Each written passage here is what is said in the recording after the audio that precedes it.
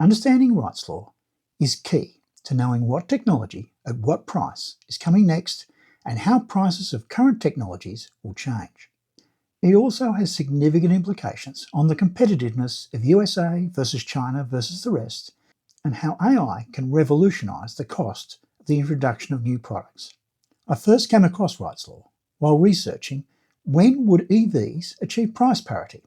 I saw it again in an article discussing Moore's law, and only arrived at my current level of understanding while researching which future battery technologies are likely to reach production and when.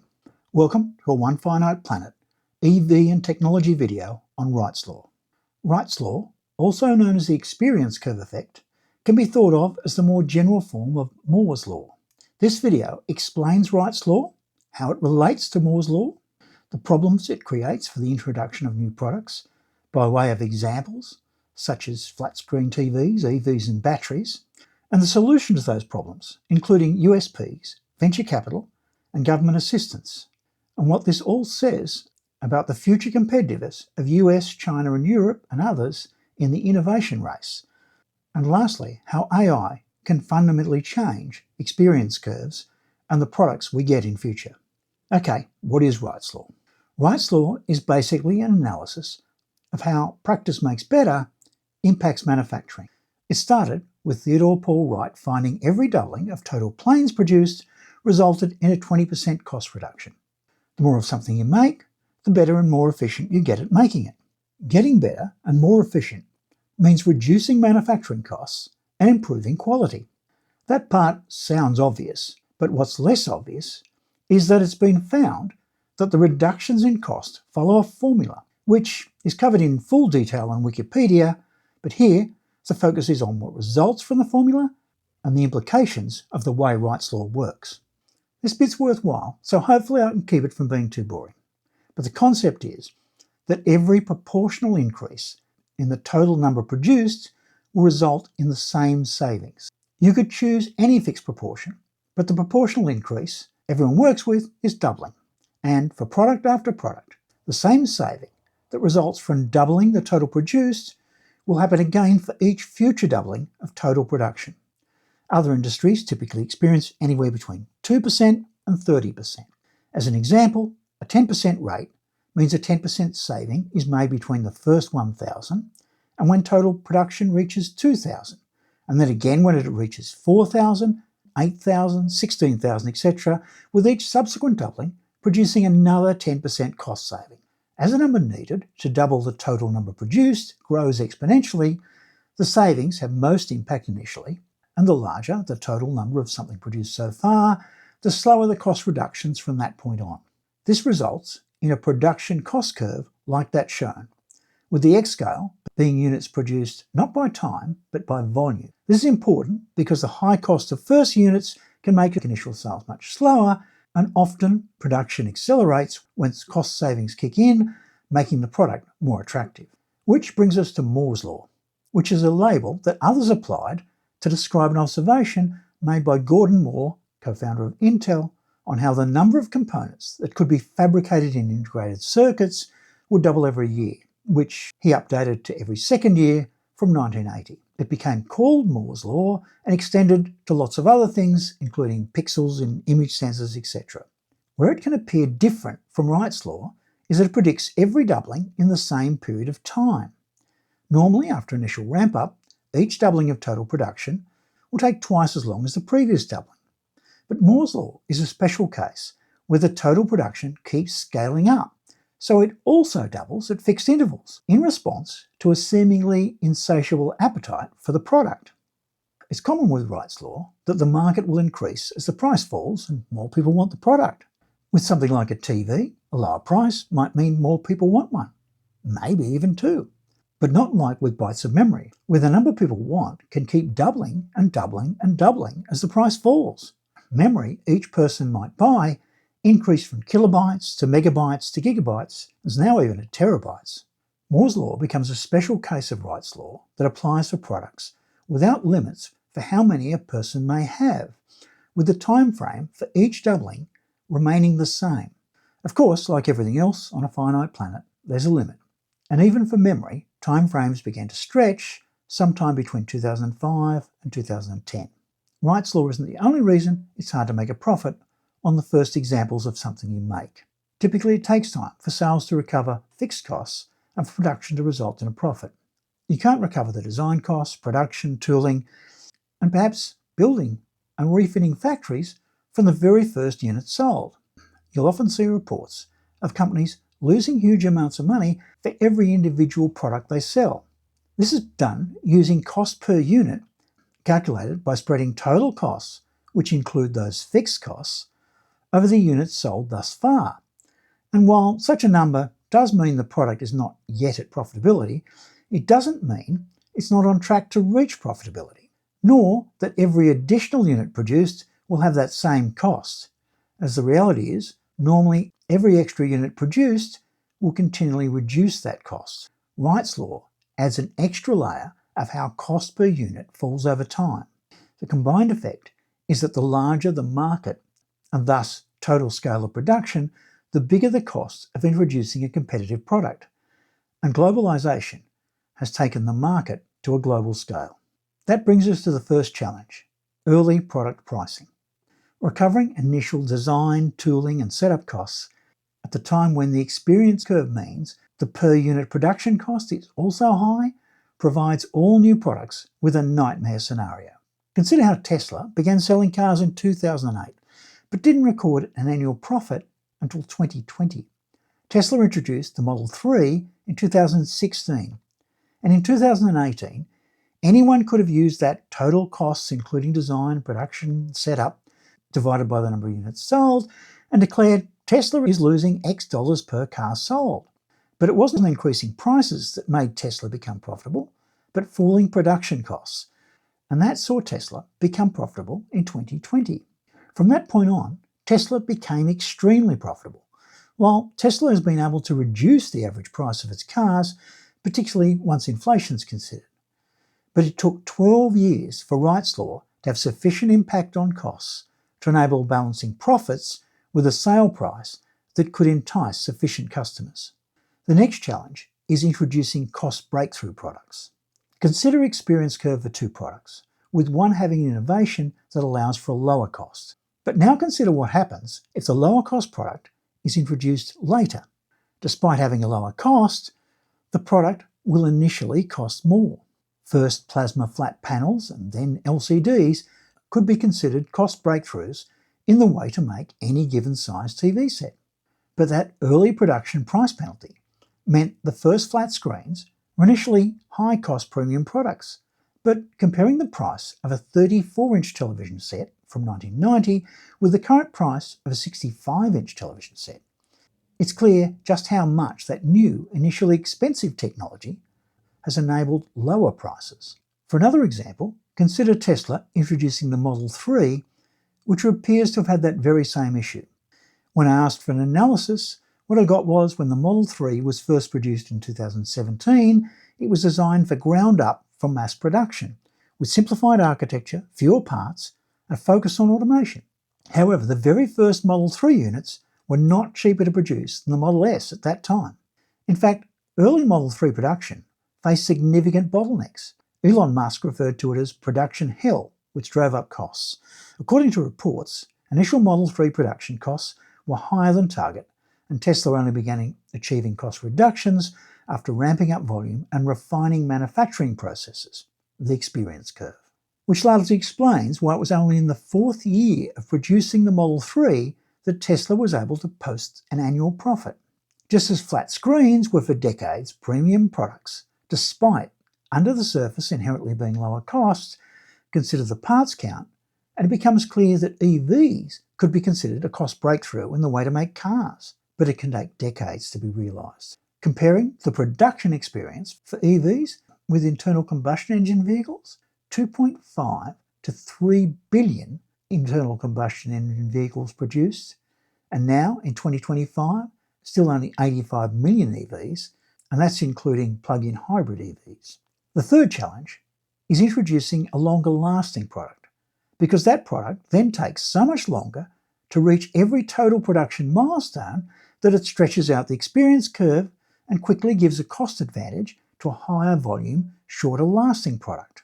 Whatever the price differential between single-use and rechargeable AA batteries, the larger volume of sales for the single-use battery quickly magnifies that difference.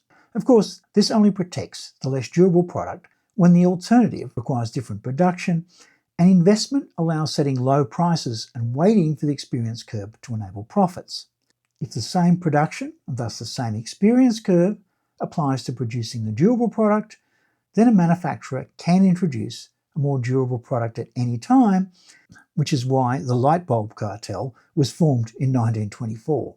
Okay, the first solution, and an ideal way to overcome that initial price disadvantage, is to find a USP or unique selling proposition, a product advantage that'll appeal to at least some buyers, so they will pay for your product when it's still more expensive, even if the goal for your product is that it'll ultimately be less expensive. For flat-screen TVs, which initially size. Plasma TVs had to be large in order to fit the extra dots for high resolution because dots couldn't be that small. But they enabled size, just not practical for CRTs. And it was the paying a premium to get the size that justified the initially higher price. While there were pluses and minuses, it was less clear, while they were still more expensive, why anyone paid the extra for an LCD over a plasma. I once even heard a sales pitch to buy the more expensive LCD as being based on the fact that this product's going to win because eventually it'll become cheap. But their inherent cost advantage did win out. For early EVs, the first USP was the reduction in emissions, without which it would have been really hard to justify the purchase of a Nissan Leaf over a comparable ICE or internal combustion engine vehicle. Tesla added the innovation that when combined with a sufficiently large battery, an EV could justify its price to the market segment that valued acceleration. And this made the new technology of EVs exciting rather than boring. Still, when I first looked at the comparison back in 2020, it was a hard sell for anyone not really focused specifically on one of those two USPs. And it seemed to make sense to just wait for the volumes and when Wright's law would enable better relative pricing. In some cases, contract sales can be a solution. For many products, manufacturers don't sell them direct to customers, but to either large retailers or, as is the case with EV batteries, to other businesses that utilise their product to produce a final product. This can enable a long sales contract, specifying price points over years, allowing the manufacturer to take the losses on early sales, knowing that as their costs fall, the contract will eventually become profitable. Another solution is to find very deep-pocketed venture capitalists who can fund a new product through early losses and until Wright's law eventually makes the product viable and profitable. The USA is the home of the deep-pocket venture capitalists. And having had experience with Palo Alto and Sand Hill Road crowd in the 1990s and early 2000s, Tesla was very lucky to find Elon Musk. But that's what it can take. The last option is a government that identifies and backs the entire industry, as happened with China for EVs in the 1990s. This is covered in more detail in my video on the history of modern EVs, to be linked below. If we look at EV startups, ones that are still going, the only success has come either from deep-pocketed US-based VCs, from support from the Chinese government initiatives, or lastly, and in most cases not yet that successfully, from an already established large automotive company. The US was actually an early leader with the GM-produced EV1, but that then struggled with the whole "who killed the electric car" debacle, which is certainly worth following up on if you've not heard the story, and I'll add links below.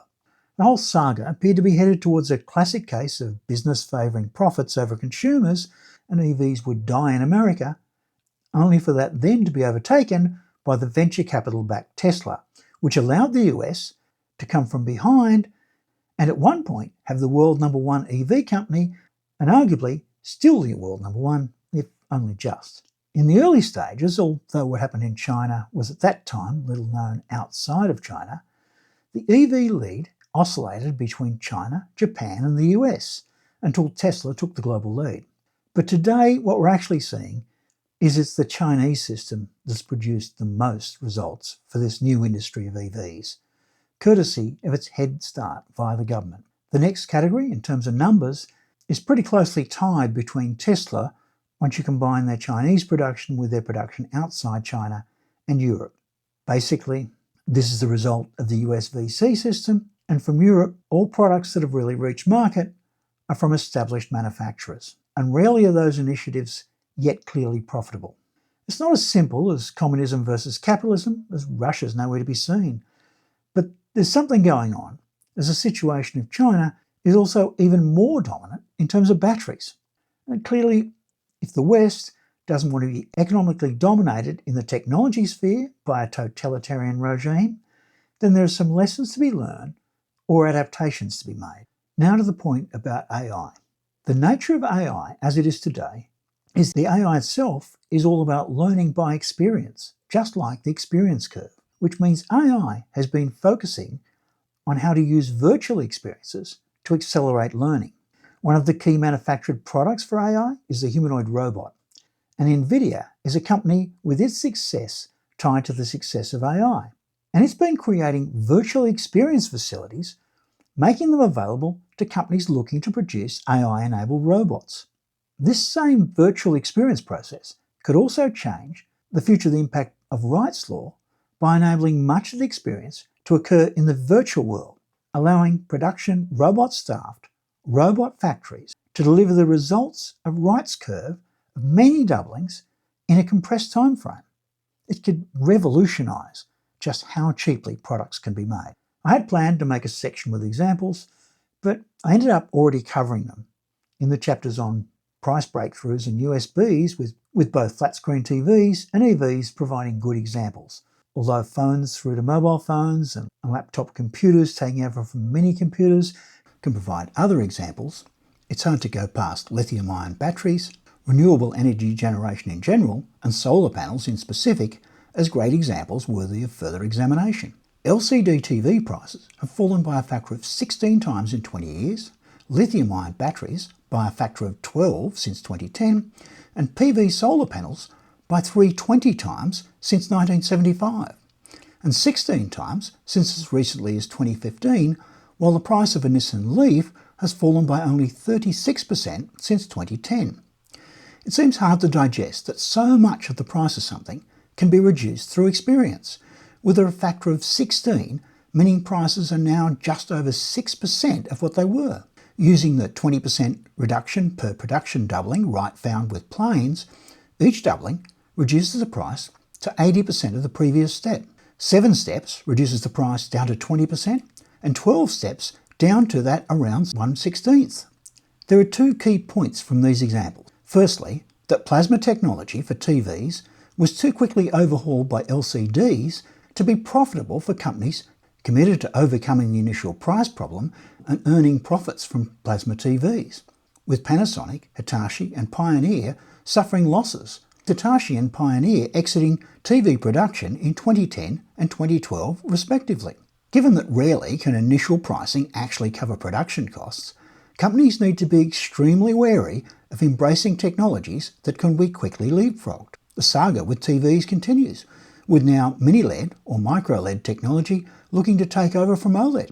And this same principle is particularly relevant for batteries, with multiple technologies all competing, and this is discussed fully in a video on future batteries to be linked below. Extrapolating to a general principle when a new technology is only one of several options, manufacturers need to be very cautious about picking winners, which can lead to delays in breakthroughs coming to market. The second key point is that from the 2010 Nissan Leaf to the 2026 Nissan Leaf, the price reduction is only 36% and far less significant than the other example. In part, this is because the original Nissan Leaf definitely suffered from that initial pricing problem. Note, the battery alone would have cost $28,800 of the $32,780 selling price. While there are also improvements and the usable battery capacity was only 30% of the new model, prices have still not fallen to the same level as with batteries. This is at least partially because EVs are a mix of new and very early in the experience curve and well proven and far later in the experience curve.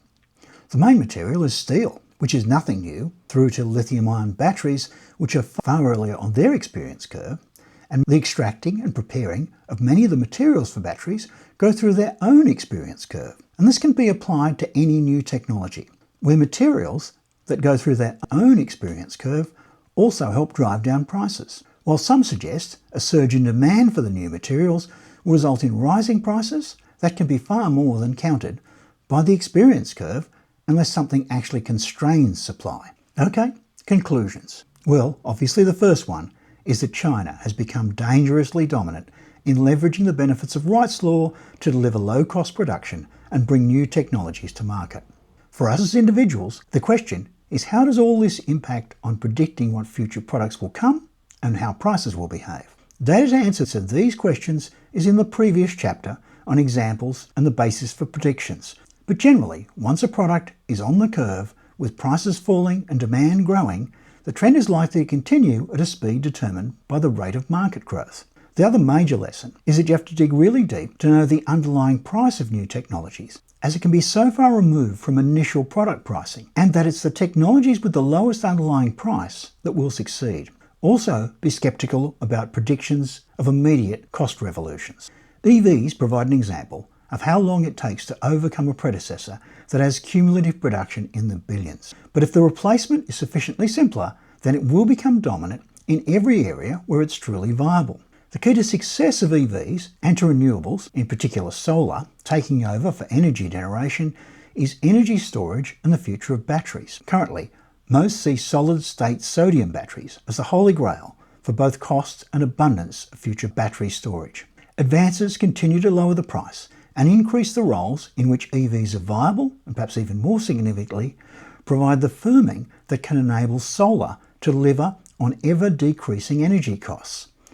That is, provided governments actually allow for reducing the revenue to big business with donors and lots of lobbyists, and allow consumers to save, as covered in the cost debate video linked below. Subscribe and click the bell for more on these topics, and please add your thoughts in the comments.